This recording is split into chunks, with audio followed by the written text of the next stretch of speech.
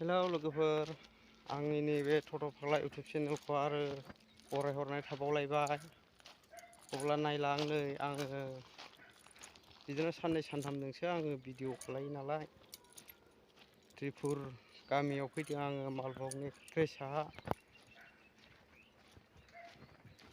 आदिबासि बस्तियावहाय नै त्रिपुर होनो बेखौ।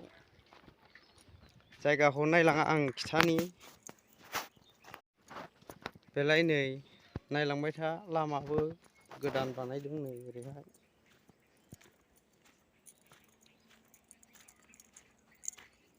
नै मामा होबाय, ब्लेक टकिं होग्रोबाय नै। नायलांबाय था अब्ला लोगोफोर, आं देखायलांनि।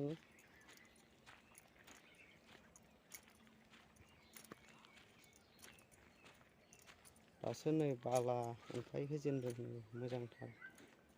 हरैलाय गोजोब्बाय मालभगथिंजायहाय। नैबे अन्थाइ दोनलायबावग्रासो नै।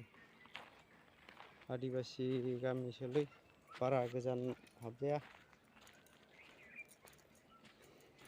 नायलांबाय था, आं दा थांबा ससेखौ बानायलायगोन।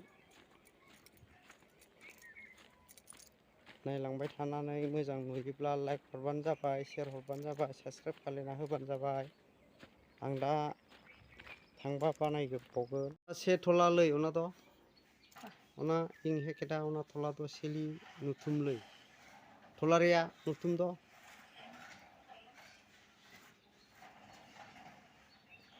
आम थलारिया नुथुम द से नुथुम लै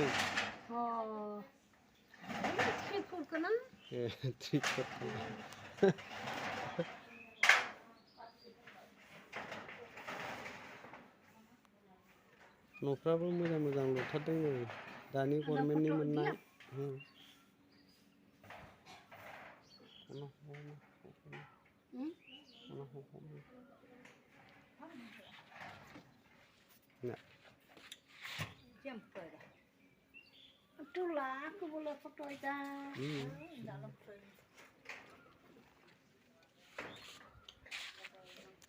अब्ला जाथ'बाय लोगोफोर।